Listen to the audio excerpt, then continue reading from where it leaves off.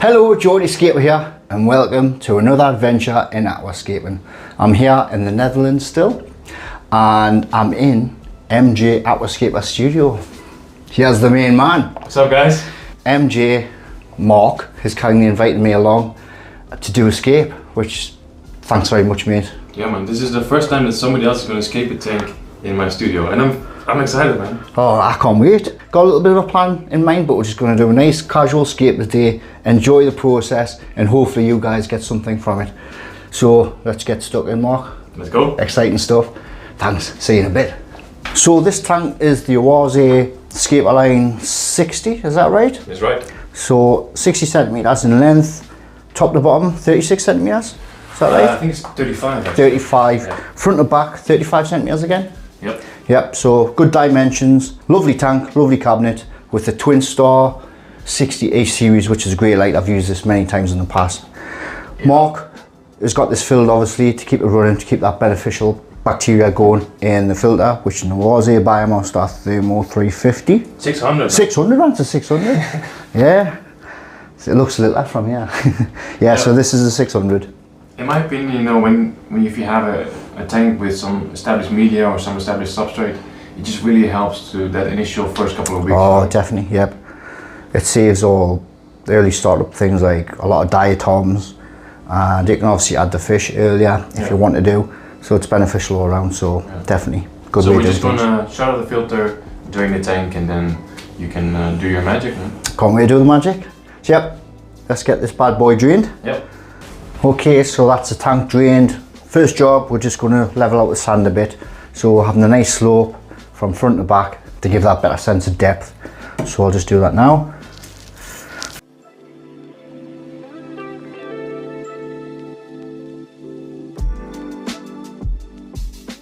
Now we're just going to replenish the soil because the soil's been used before. We're just going to replenish that with Seachem flourish tabs, which is obviously going to help with root development with the new plants. So we'll put a few of those in, especially the back for the heavier root feeders. Is it mostly micronutrients in those root tabs? Yeah, it's microelements, trace elements and other nutrients, so there's a bit of everything in there. Okay, so if we just go off the directions, you insert one tab in the gravel, well, in the soil for every 10 to 15 centimeters, 4 to 6 inches, and should be replaced. It's best to replenish every 3 to 4 months once your tank's up and running established. So you're always keeping that soil nice and replenished, full of nutrients, because nutrients do deplete over time. So that's where things like root tabs come in really handy. So this is how they come. Easy to insert into the soil and just put them as deep as you like. So into your pincet, just into your soil, deep into the soil, release that. It can be a bit more difficult when the soil's wet. And there you go, that's ready for your plants. You know what I like about those? And the root tabs that I've used are always in those like capsules, you know? Yeah. And sometimes there's some air trapped in those capsules and then they just float back up. But yeah, that's happened to me in the past actually. But these are good because these are like pieces of iron. So in, release, and there we go. So that's a soil replenish for another, was it 3 to 4 months? Yeah, good. Excellent. I'm probably going to take it down after 2 weeks anyway. It would be that bad. Root tabs are added, so we've put 10 in total. So like we're saying, just replenish that soil. Now I'm just going to add a bit new soil, just to build the height up at the back. And obviously when we're just going to add a tiny amount. So this is not going to be dangerous for the fish in terms of like ammonia or anything? No, it's only a small amount. I'm only going to put a couple of scoops in, see what we've got, and we can always add a bit more later once the plants are in for fear we need to. We'll just see what the height's like and how the scape's looking as we go.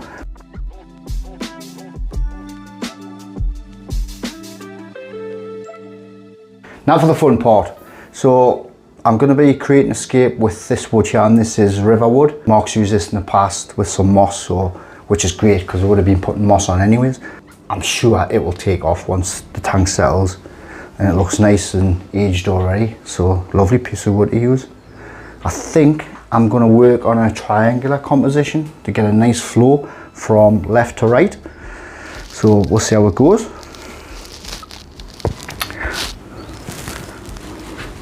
So I'm going to place this probably around about the middle of the tank, making sure I've got enough room, sides, front, for maintenance, because that's the last thing you want to do, have it too close to the glass, because maintenance becomes a nightmare.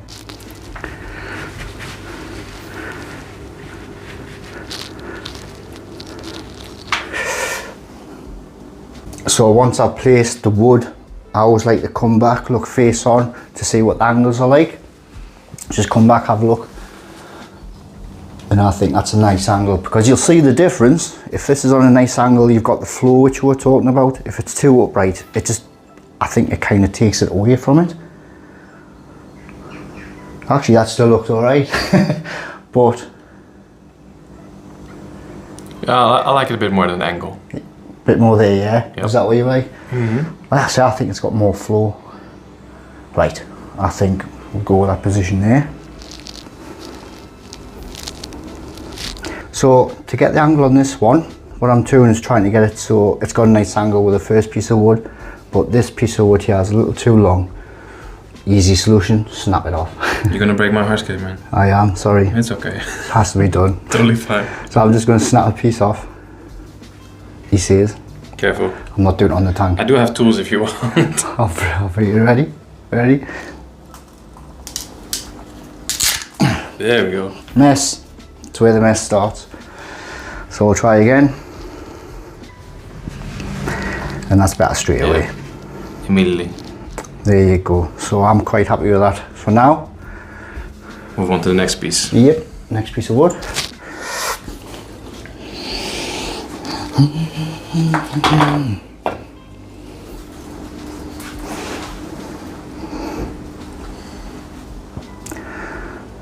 So on with third piece.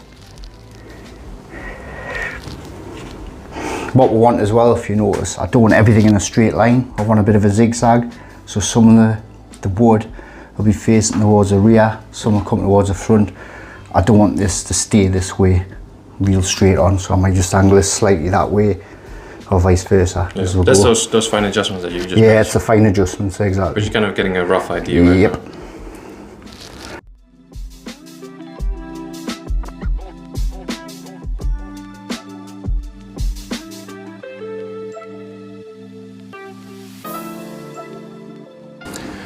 Wood structure is looking good, man. Yep, so that's the wood structure just about there. Like I say, we may tweak it, but now it's time to add stone. So this, we've got a lava stone hybrid, some kind of lava there's stone. still a tag on the back of the stone. Is it? Oh, Maybe there it you says go. the name. Haha, it's called Korai Darkstone. Ah, yeah. Something like that. Korai Darkstone? Now we know. So I'm just going to start placing this in certain focal points, but it'll also help secure the wood. So we'll do that now.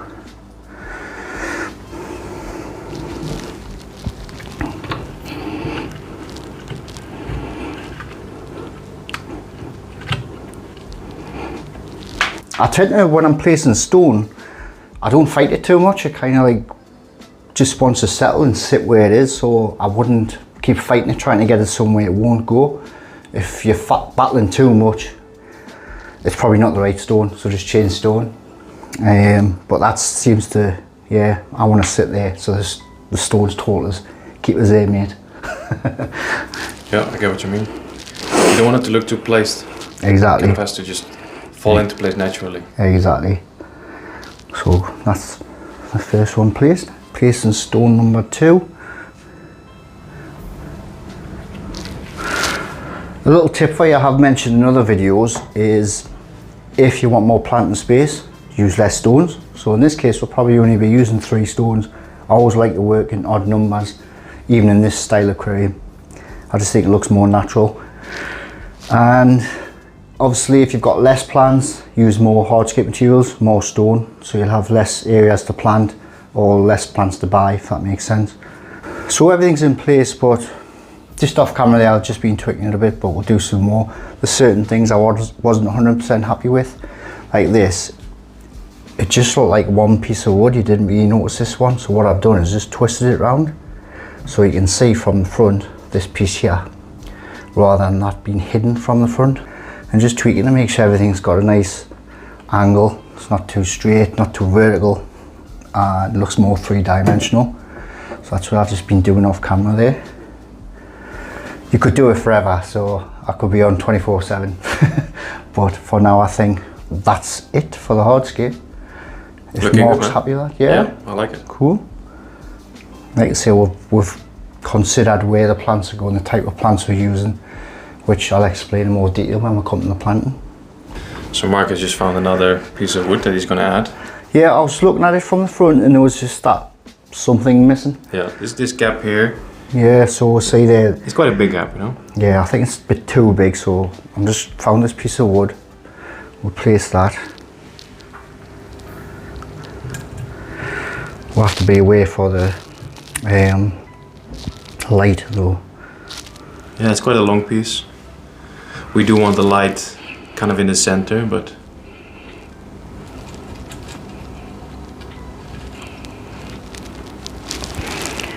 sit there. That's telling me it wants to sit there, so how does that look? Happy? I'm really happy with that now. me too. Excellent. Hardscape complete, guys. So I think now time for a cup of coffee and then we'll start securing the wood to the stone, because the last thing I want is all this floating. And also, the more secure it is, it's nice and rigid, it's not going to be going all over the shop and moving once you're doing your maintenance. So that's an important thing to do. I'm happy, Mark's happy. Let's have coffee. Yeah. Let's have a coffee and get cracking. Deal? Deal. Let's go. Okay, so time to secure the wood, the stone. So as I was saying earlier, for maintenance, to make maintenance easier, stop it floating. So this is the type of glue we're using. This is a liquid type glue, which reacts to, you can use tissue paper. On this case, we're using those little makeup pads. So you can just rip this away, push it in, as you'll see when I demonstrate. Add the glue, that reacts, and it keeps everything nice and secure. So, but it's important the glue is a liquid glue, not a gel type. Gel type's best for securing plants to wood and stone. This liquid glue is the one that reacts. So this one here, I'm going to secure this large piece of wood to this stone here. So just being careful, I want to nip that in. Don't worry if you can see it at the minute, because we can always cover this with a plant. Something like a fern or moss even. So then we'll add the glue.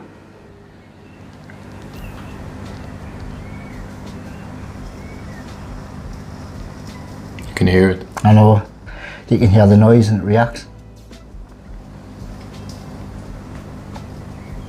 Smoking. Obviously be careful when you're doing this. If your head's over the tank, it gives off a bit of a fume, so yeah, we have an open window, so we have enough ventilation here. Yeah, keep it well ventilated, because don't want you collapsing. So using one material, we'll just push that in there. We'll touch wood to wood this time.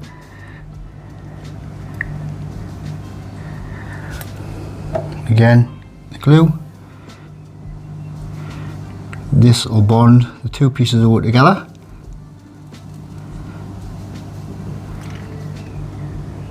Look at that go! Whoa.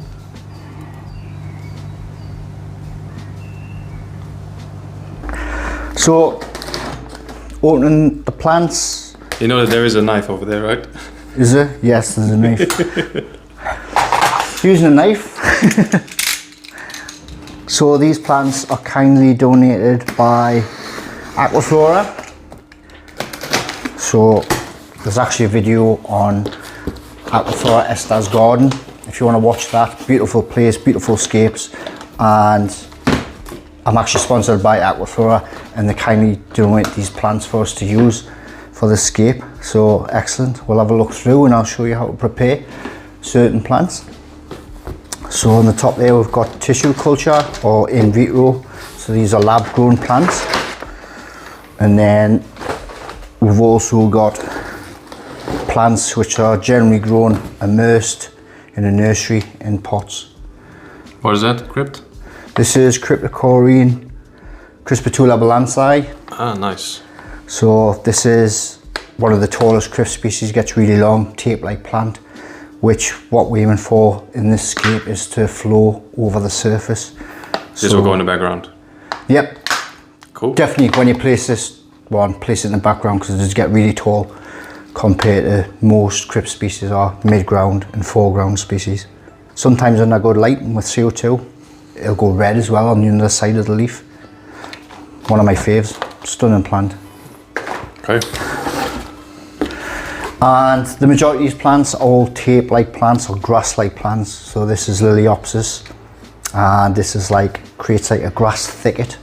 So it's rare I use this plant, to be honest. I use something that's similar called Halantium tenellum green. I think it's quite a similar plant, but in this case using Liliopsis.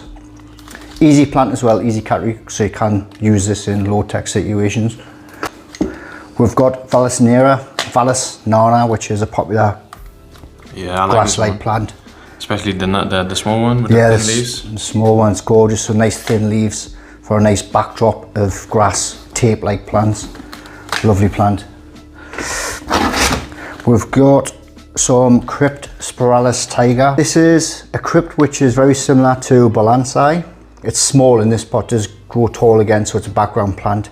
Takes a while to take off, so you plant it just looks like it's doing nothing, and then eventually it will take off and it'll reach the surface. All the growth is happening underneath the substrate. Exactly, that's where it's happening. So the roots, it's getting settled, and then it'll take off. But it is a bit of a slow start at that one.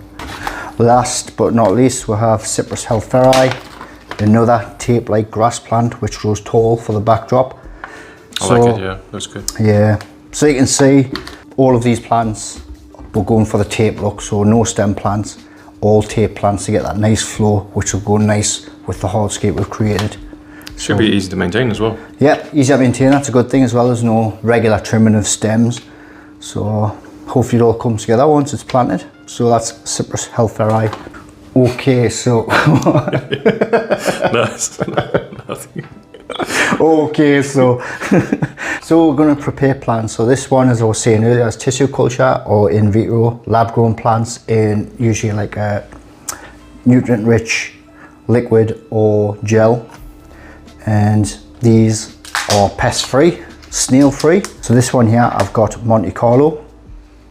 So just take it from the packaging, remove the lid. That's how it looks, that's how it comes. Just gently take that out. So this one's in a gel type, you'll see the gel that comes in. You want to get rid of this, so we'll just dip it in the water. Get rid of as much of that as you can.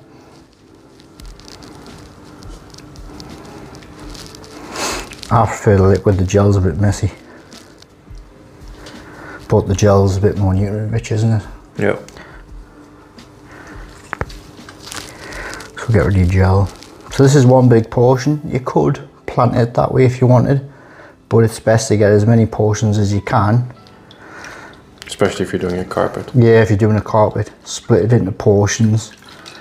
Are we doing a carpet? We're doing a carpet, but not with Monte Carlo. Is going to be used as more as an epiphyte and to creep on the wood. So if you place this on wood as an epiphyte, so say we'll take a portion off. So we'll place it on the wood like so, glue it on or attach it on in some way. Eventually, once it settles and grows, it'll creep and it hangs over. It's got a really nice natural look when it's attached to wood and the stone. So that's the look we'll be doing with the Monte Carlo, and combined with some moss, looks really natural when the Monte Carlo blends in with the moss. So that's the type of thing we'll be doing. So in this case, your finger is the wood. Yeah, look at look at the wood. Preparing a pot. This one is Cyprus helferi. This one has been grown immersed, and you can see where it started to flower. That's what happens if you just let them go. They'll grow above the water, and that's the type of flower you get. So, yeah, I think Cyprus is mostly pond plants. This is kind of like the only one that's used for aquariums. Yeah, so it is. Yeah, a pond plant. So but it works really well in aquariums, as Mark was saying there. So once we place that, a good mix of grass, tape-like plants. So preparing pots. So you've got your label with all the information on there. It's a background plant. So we'll just take it out. So out the pot, this is how it comes with the rock wool. We're going to remove the rock wool, ready to plant. So there's two ways you can do it. You can split it, or the best way I do is just grab it by the base and just pull it out. Yeah. You can be a bit rough with it. Yeah, you can be a bit rough. I wouldn't worry too much as long as your roots are intact. You can split it into portions as well. So as you can see here, this will just, without messing too much, that's split into 2 portions, and we'll leave it at that. So that's it. You can snip the roots as well if you've got long roots, cut them or just nip them away, and that's going to encourage new root growth. Yeah. Mark has already started planting. Yeah, I'll plant a few here and I'll just show you how to plant using the pin sets. Okay. So we got everything prepped into portions. Yeah. Nice portions, which is best, and we'll just space these out, and eventually this will send out runners and fill out and have a nice carpet. So we'll just nip it at the base using your tweezers, and then leaving a bit of space from the side of the tank to the front of the tank. Just plant that in, make sure it's secure, and there you go. So again, we'll just nip it at the root, plant that in, bit space between the side of the tank. Out you go. If you've got soil, magic tap. Okay, 1 eternity later, carpet is done. Mini hairgrass, we had quite a few portions to plant, so that's the mini hairgrass all planted, the full front area. I do get questions a lot about how deep you should plant grass-like plants. Well, the rule of thumb I always go by is you can plant as deep as you want, as long as there's a few blades of grass actually shown, because they're going to get the light, which is obviously encourage your growth. So I wouldn't worry too much about how deep you plant and that sort of thing. But yeah, that's that done. On to the next plant. Cool. So just finished planting crypt parva. So we've got the parva and we've got the mini hairgrass. So yeah, it might be a bit hard to see because we have used parva in vitro. So the in vitro very small, but we've just spread it. It's kind of lying across the stone and the wood at the base of it. So the transition from mini hairgrass to parva, and then the next plant, which will go behind that, and in this area is Liliopsis. That's the one, because I forgot. So like we say, we've got the Liliopsis. These are pots, so they are quite big portions, but at least we get that immediate impact with it. So we'll transition, like I was saying before, we've got the mini hairgrass, we've got the crypt parva onto the Liliopsis. So it's a nice transition of plants, but we'll fill this full area with the Liliopsis. Liliopsis all done. What's next, man? Next, I think we're going to do the tallest of the plants, which is going to be Phallus spiralis. So we'll blend normal Phallus nana with the spiralis. That will look very natural. Yeah. So where is this going, man? So this is going to be the tallest plant. So the flow from left to right, going with the flow of the wood. So in a couple of weeks this is going to probably reach the surface and flow over the surface, which will look really cool. So yeah, we'll plant this right in the left hand corner. So we'll just grab the root, plant that in the corner. We want to plant this quite deep so the flow doesn't uproot it. So now we're going to plant the regular Phallus nana in between.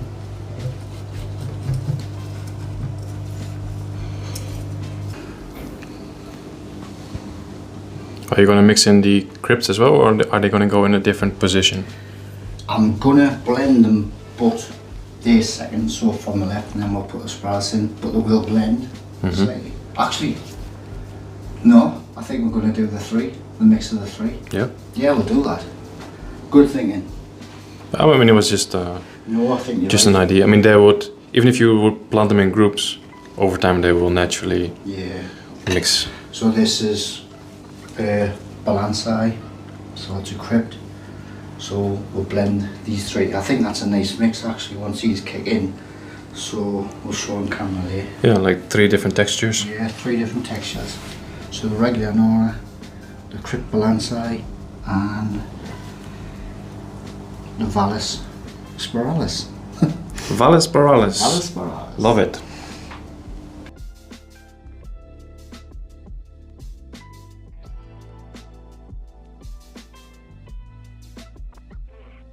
Background done.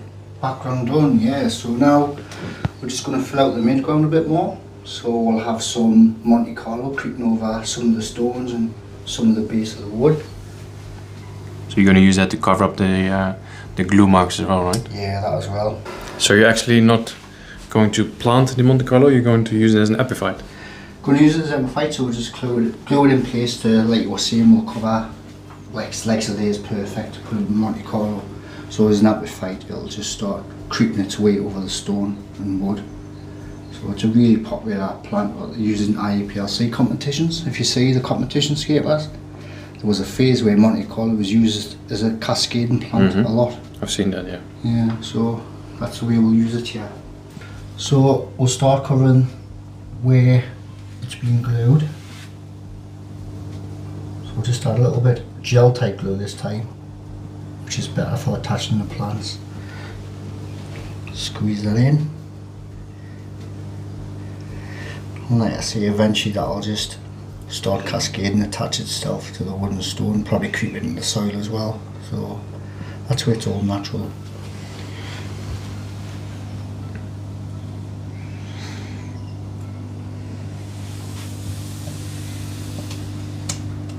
Looks amazing. Happy with it? Yeah. I'm really happy. I really like it, I'll be honest. It's very different. It is different. I like, we've resisted the urge to use stems. Yeah. It's all just grass type plants, so very natural looking. So yeah, I'm happy with it. Yeah, in a few weeks, once the background grows in, Yeah. and we get some tapeworm plants lying on top of the water surface. In the flow. Yeah. I'll be looking forward to seeing how it turns out.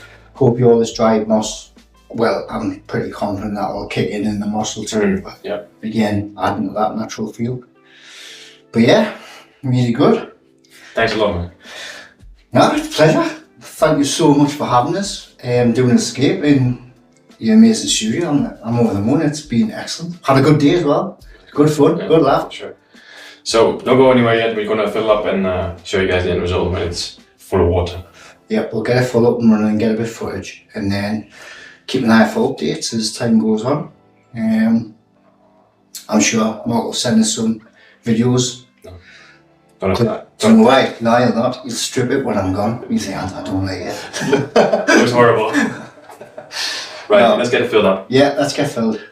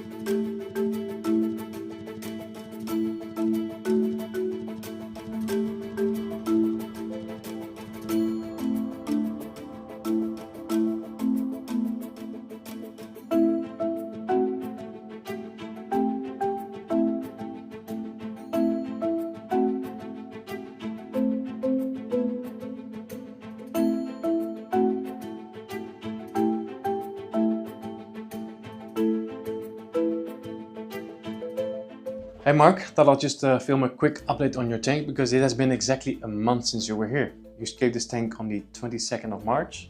Today is the 22nd of April, so exactly 1 month. And as you can see, the tank is looking really good. It had a bit of a slow start because you've used a lot of slow growing plants. But right now it's really taking off. The jungle vale in the background is growing really tall. And the Crypt Balancea is starting to poke through. The Monte Carlo that we used as an epiphyte is also growing well now. And yeah, carpet is doing good. And as you can see, I've added fish as well. So I've added about 20 of these 5-banded barbs. And I must say, I really like them. Yeah, really happy with this tank, man. It's very low maintenance as well. I mean, I haven't done a single trimming session in the past month. And I don't think I will have to do any trimming anytime soon. Well, maybe the jungle vale because it does grow quite fast. So man, that's it. Just a really quick update. I'm really happy with this tank and very curious to see how it's going to look in another 2-3 months from now, Thanks again for coming over. Really had a good time with you. And I think we're going to see each other soon. Next month, Aquascape. Yeah, looking forward to it.